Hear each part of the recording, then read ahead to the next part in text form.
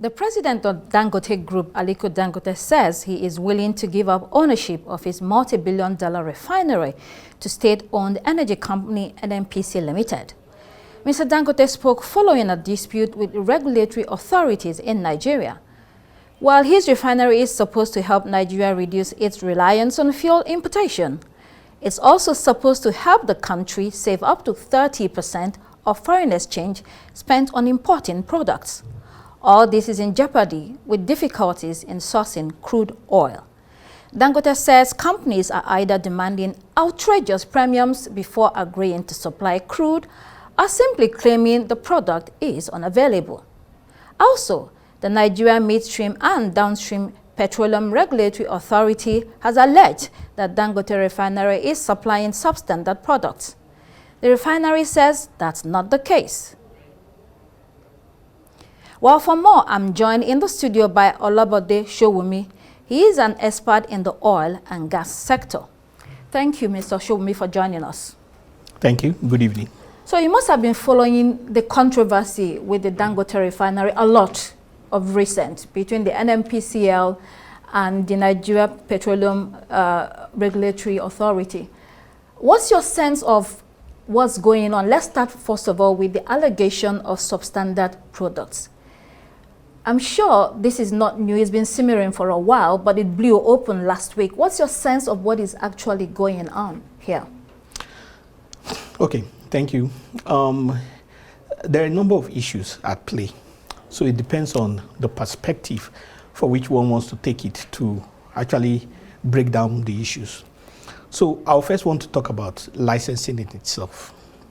So there's an assumption, albeit erroneous, that when you want to get what you call an hydrocarbon processing plant, hydrocarbon mean petroleum in this case, which can be oil, can be gas, whatever, that they'll just give you a license, just like the way you get a banking license or you get a license for export. But it's not quite like that. So take, for example, a filling station. You probably first have to get somebody to do a suitability test, which is what the NNPC, they will give you a license for that.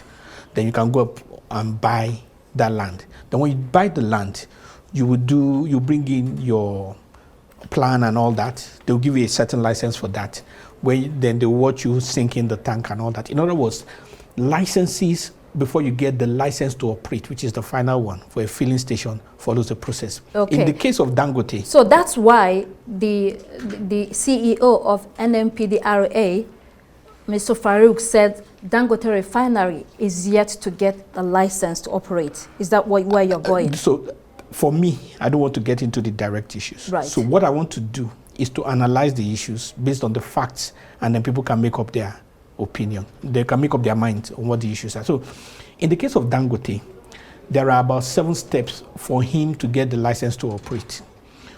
And for each steps, when they were producing naphtha, they got a license. When they started producing AGO, which is diesel, they got a certain license.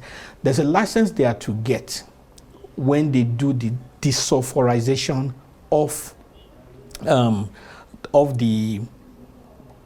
distillates.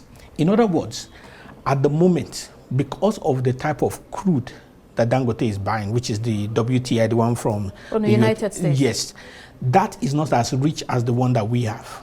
So it probably could be cheaper, but whatever, it has high sulfur content. So there is a need for a desulfurization unit.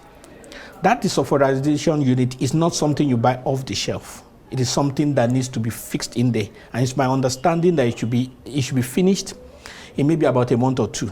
But what that means is that until it is finished, the sulfur content, which is a pollutant, a very heavy pollutant of the crude distillates, is likely to be high. That is possible to be what the NMDPRA are referring to when they say that the Dangote Refinery is producing distillates that are poor in quality. But because there's a lot of back and forth, we are not having intelligent discussions on the matter, and everything is wrapped up in sentiments. So it may be, it may not be, but the fact is that the final license to operate cannot be given to them because they are even yet to start producing PMS, which is the ultimate goal. So let's pick up from where you stopped. We are not having intelligent conversations on the issues. Reports haven't said that Dangote Refinery have gone to meet the NMDPRO,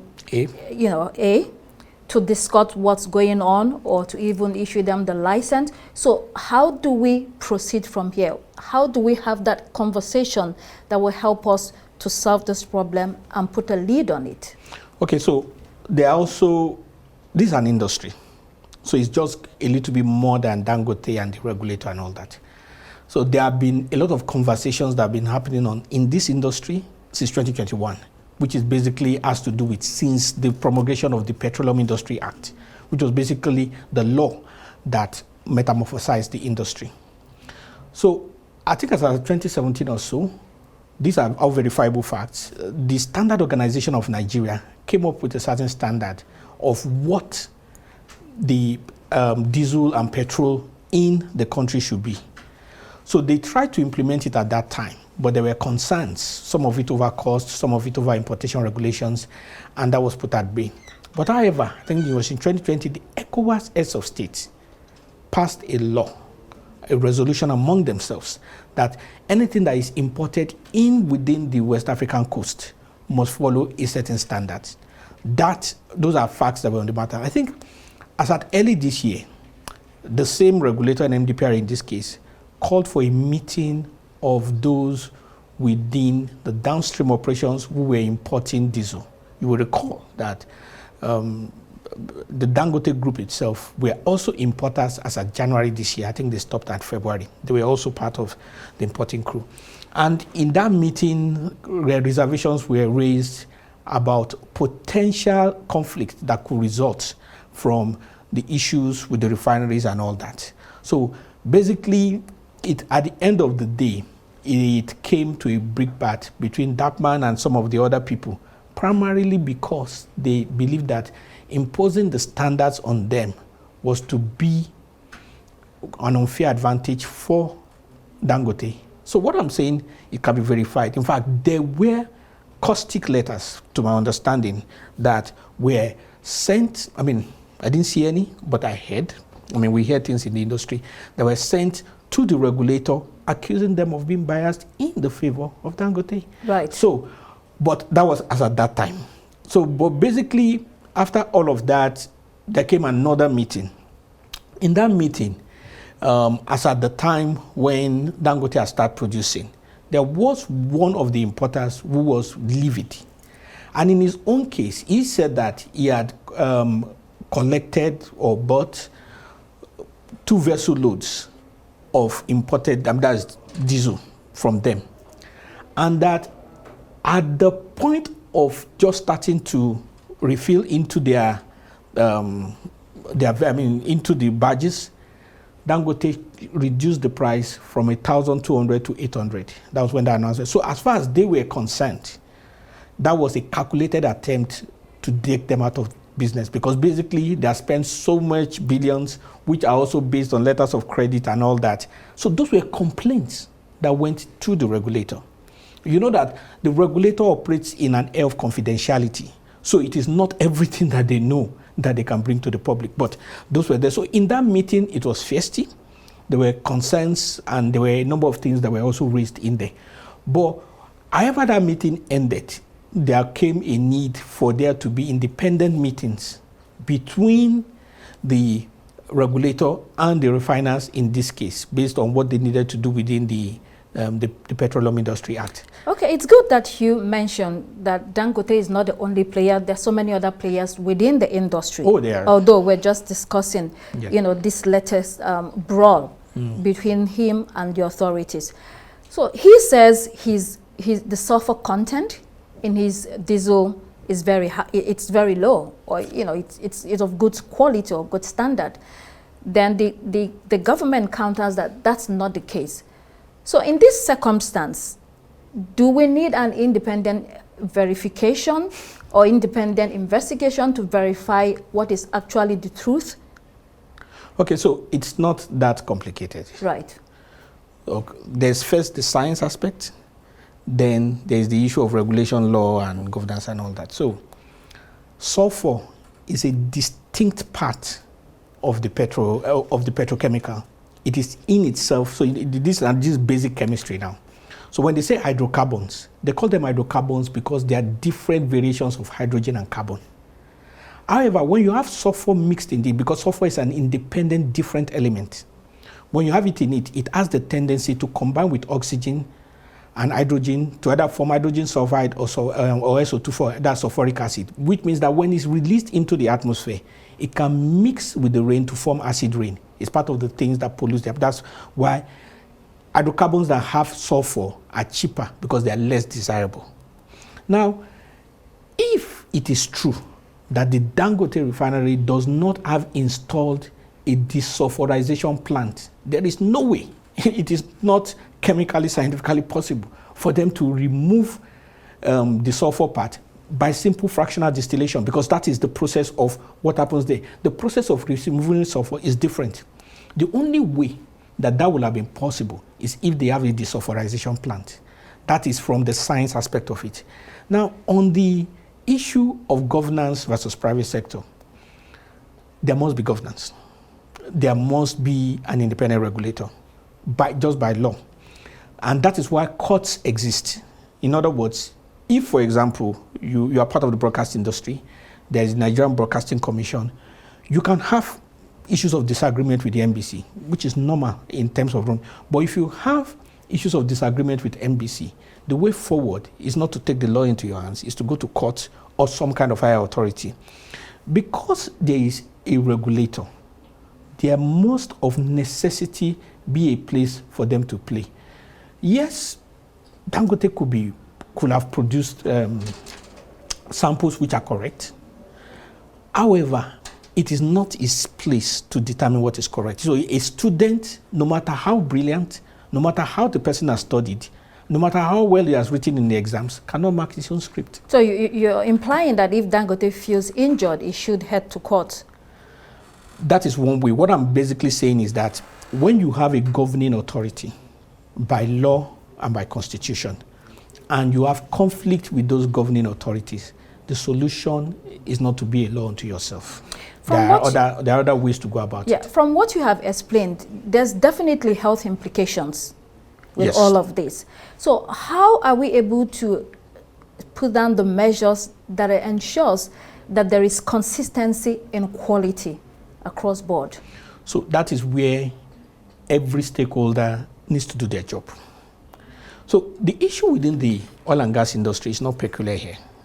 It's an issue that we as Nigerians, I mean, you have it in the food industry, you have it in the drug industry. I mean, people bring in glucose and call it malaria drug, and people have taken it and have died.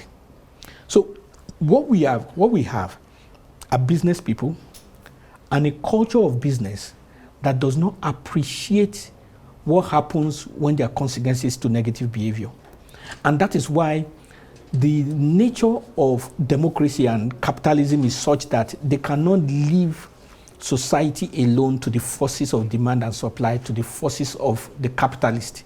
Otherwise, we can be consumed by capitalistic greed. One of the reasons why the regulator exists is to be like a big brother in the whole scenario, that is able to look at every factor and to be able to ensure primarily that the industry survives, progresses, and everybody within reason can can progress. However, the industry still exists. I mean, the situation, the industry, they exist in such a way that should there be a case where a regulator is found wanting, and it's not peculiar to the oil and gas industry. It can be banking, which in this case could be the central bank. It can be telecoms, which in this case will be the NCC. It can be in power, which it will be the Electricity Regulatory Commission. Where people have issues with a regulator, they can take it to a higher authority. One of the options could be the National Assembly, who could call a tripartite meeting of those involved and resolve it. Where that does not work, they could actually go to the court. But there are and should be processes for there to be structure. So one of the topics in the brawl is that Dangote Refinery allegedly wants to be the sole importer of refined petroleum products and has suggested to the NNPCL to stop importation. He says that's an unfair allegation. You are in the industry. What are you hearing? What have you seen? What can you tell us? So this is about interpretations of the law in this case. So there's an aspect of the PIA which says that the regulator may ensure where there's a refinery that they buy from the refinery. And they are cautious the drafters of the law were cautious when they put it there, that they say may. That's in section 317, subsection 11, I think. But in section 31, it also says that the regulator shall ensure that there is no dominant player that will ensure, for want of a better word, dominate and overshadow others. And the law in this case is the FCCP Act defines a dominant player as any player who has more than 40% market share. There's a difference in definition of what is dominant according to the dictionary. But what is dominant according to the law of the land is 40% market share. Now, Dangote Refinery exists. There are about 3 or 4 modular refineries, Walter Smith and all that. Each of those ones are doing like 65,000 barrels, 45,000 barrels and all that. But Dangote is doing 650 something, which means when you do simple maths, that goes to a little over 90% of the population, which means that within that law, it falls within what you call a dominant player and is subject to Section 31 of the Petroleum Industry Act. So it is possible, like I said, it's not my place to say this is what anybody is doing or we may not be doing. It is possible that that is what is influencing the counter-argument from those sides. Okay, so the prevailing sentiment is that the regulator shouldn't have gone to town with those, kind of statements, since this is a local player that has invested so much millions of dollars in building this refinery. It's not a walk in the park. How would you respond to that? So that becomes a judgment call, like I said. So there is a player, in fact, it's Shafa, from what I hear, who said they had made purchases from Dangote and they had direct accusation of the regulator that they were out to sabotage their business in partnership with Dangote Refinery. And they had written to that effect. So it is possible as an individual or as an organization, when you're having accusations and counter accusations, that you may make a wrong judgment call. That is very possible. But the fact of the matter is that what is more important is the fundamentals of the industry. Yes, there are dominant players that we have now. We thank God for them. There are those who are not dominant. We also thank God for them. But the industry needs to operate as a system. One of the reasons why there are many failed institutions in Nigeria is that you have individuals, and companies that are bigger than systems. The US has had bad presidents. They have also had good presidents. But they have always been at peace and at prosperity because their systems work. There is too much emphasis on individual players at the expense of the system. There's a system for the industry. And this is a matured industry, by the way. One of the more matured industries we have, because this is an industry that has been in operation since the 50s. That's well into 70 years. This is an industry that has exported service. Most of what we export in Nigeria is products. Nigerian operators in the oil and gas industry have done contracts in Venezuela, in Angola, in Southern Africa, in the UAE, in Saudi Arabia. I am talking about Nigerian engineers from this industry doing that. It is incumbent upon us as a people. That's one of the proud cultures that we have. It's incumbent upon us as a people to preserve that. And that can only be preserved when there's a justified system. For example, there's a legal system. The legal system ensures that irrespective of who the person who comes before the law is, he is first of all going to be heard, whether he was seen shooting the person in broad daylight, but he will be heard. It's part of the legal system. And it will be adjudicated upon, and a verdict will be given. So what we are saying is that for the downstream petroleum sector, there must be a system. And that system must operate independent of people, no matter how small and no matter how big. Olabode, Sowunmi, thank you so much for coming on the program and throwing some light. I wish we had more time, so you have to come again, more to discuss on this. But thank you so much for coming. Thank you. My pleasure.